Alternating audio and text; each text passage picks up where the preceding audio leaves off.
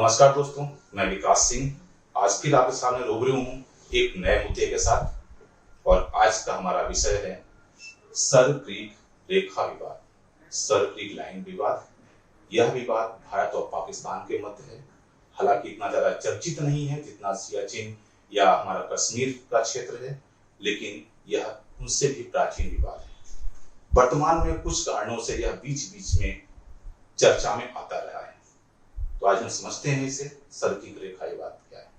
तो इस रेखा विवाद को समझने से पहले देखें कि आखिर सर क्रीक क्या है। क्रीक एक खाड़ी क्षेत्र होता है, एक ऐसा सागरी जलीय क्षेत्र जो धरातल में यानी जमीन स्थलीय क्षेत्र में अंदर सागर का पानी जहां पर इंटर किया होता है या फिर ज्वार भाटा के टाइम पे पानी इंटर कर जाता है अंदर की ओर, स्थलीय क्षेत्र की ओर, ऐसी एक सकरी खाड़ी है जिसे क्रीक कहते हैं। तो पाकिस्तान के सिंध प्रांत और भारत के कच्छ प्रांत के मध्य में एक ऐसी ही सकरी खाड़ी है। आप ये देख रहे हैं यहाँ पे, ये ऐसा सकरी खाड़ी क्षेत्र जो कि काफी प्राचीन समय से विवाद में रही है, इसे कहते हैं सर क्रीक।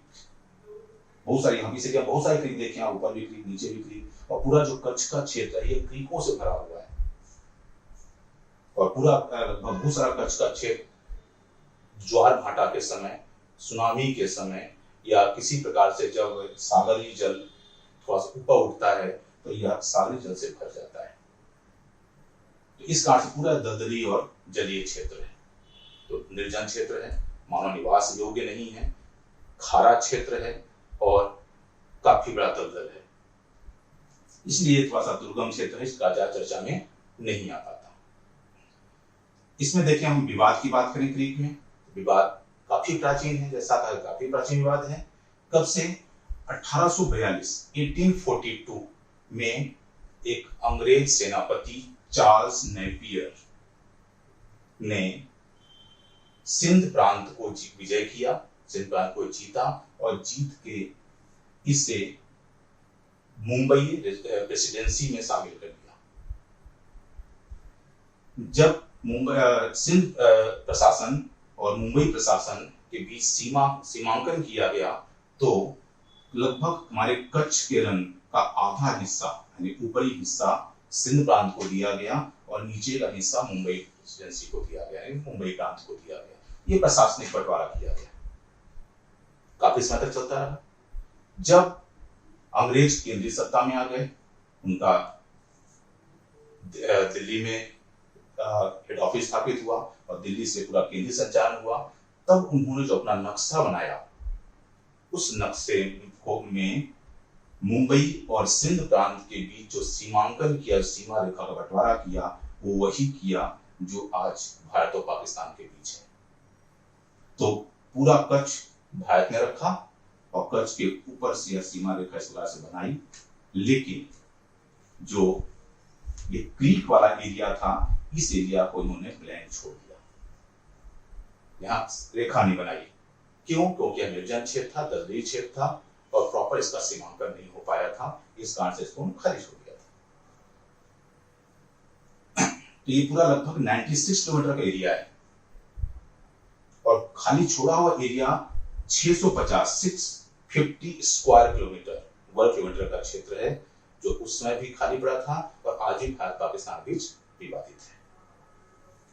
बंटवारे के समय में जब भारत पाकिस्तान पर 1947 में बंटवारा शुरू हुआ, तब पाकिस्तान ने जब सिंध प्रांत के समय जो सीमा रेखा बनाई गई थी, उसी की माप की, यानी पूरा खाड़ी को अपना रखा, पूरी क्रीक एरिया को अपने पास रखा और उन्होंने कहा कि 24 डिग्री उत्तरी अक्षांश रेखा जो कच्छ के बीच से गुजरती है, इस रेखा के ऊपर का भाग पाकिस्तान में होना चाहिए। जबकि वर्तमान में जो रेखा है, हमारी सीमा रेखा है, वह 24 डिग्री नॉर्थ लैटिट्यूड से 27 किलोमीटर ऊपर से नॉर्थ से गुजरती है।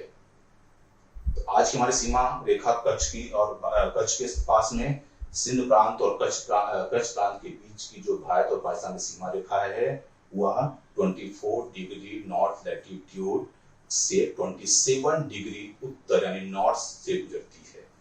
पाकिस्तान इसे नहीं मानता, कहता है कि 24 डिग्री से होनी चाहिए। एक तो यहीं पे मेन सर्क्रिक विवाद शुरू होता है। पाकिस्तान कहता है कि पूरा क्रीक हमारा है।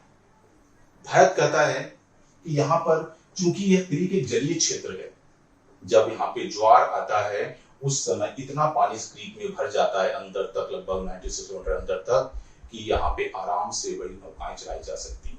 तो एक सागरीय क्षेत्र है, तो आधा आप ले लो, आधा हम ले, क्योंकि जब भारत पाकिस्तान के बीच बंटवारा हुआ था या किसी दो देश के बीच बंटवारा होता है तो उसमें यह शर्त रहती है कि इन दो देशों के बीच में जो भी जलीय क्षेत्र होगा उन दोनों में आधा आधा बटेगा।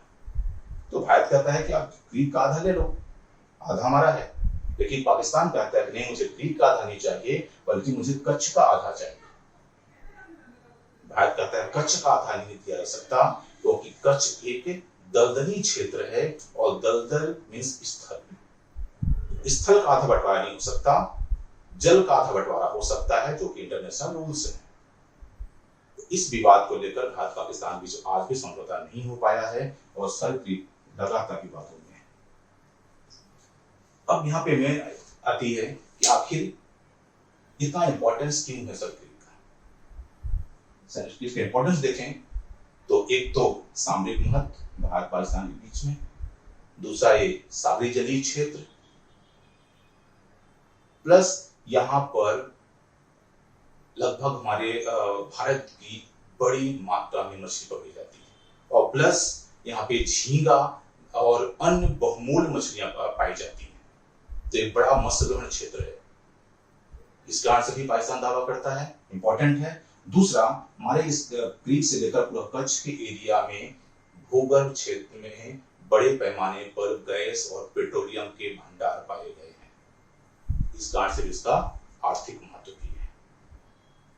वर्तमान में इसकी सुरक्षा की बात करें तो अभी हालों में कई यहाँ पे घटनाएं देखी गई हैं। कई बार यहाँ पे पाकिस्तानी मछुआरों ने प्रवेश किया है, और यह हमारी सेना को यह संशय भी रहता है कि हो सकता है मछुआरों के भेष में पाकिस्तानी कमांडर्स भी आ रहे हैं या आतंकवादी आ रहे हैं। कई बार इन क्षेत्रों में पाकिस्तानी खाली नौकाएं पाई गई हैं, तो यह क्षेत्र बीच बीच में विवादों में आता रहता है। इस क्षेत्र में एक और जगह है जो अभी हाल में विवाद में आई है, और वह है हरामी नाला। इस क्रीक क्षेत्र में एक नाला है 22 किलोमीटर का, 22 किलोमीटर का, जिसे हरामी नाला कहते हैं। बड़ा इंटरेस्टिंग है, यहाँ पे हरामी नाला क्यों कहते हैं? हरामी वर्ड, हरामी नाला इसलिए कहा जाता है क्योंकि पाकिस्तान से आतंकवादियों के भारत में प्रवेश करने का इस पूरे एरिया में एकमात्र यही जरिया है जहां से पाकिस्तानी आतंकवादी भारत में प्रवेश कर सकते हैं, बाकी पूरे एरिया से नहीं कर सकते, क्योंकि यह बड़ा एरिया दलदली क्षेत्र है, तो दुर्गम है। तो ये हरामी नाला एक सुगम क्षेत्र है जहां से प्रवेश कर सकते हैं। हालांकि बहुत रिस्की है यहाँ पे से प्रवेश करना, कि वाटर लेवल अप डाउन होता रहता है, पानी बहुत तेज से अंदर भरता है, बाहर निकलता है इस एरिया से, लेकिन फिर भी एकमात्र रास्ता यही है। और बीच में कई बार यहाँ से घुसपैठ होने के अंदेशे हुए हैं या घुसपैठ होने की सूचना मिली है, तो अभी हरामी नाला का भी चर्चा में रहा है। तो दोस्तों, इस प्रकार से यह सर्क्रिक विवाद भारत पाकिस्तान का एक बड़ा मुद्दा है, चर्चा में रहता है। ठीक, तो आज इतना ही। फिर मिलेंगे हम एक नए वीडियो, एक नए मुद्दे के साथ। तब तक के लिए जय हिंद, जय भारत।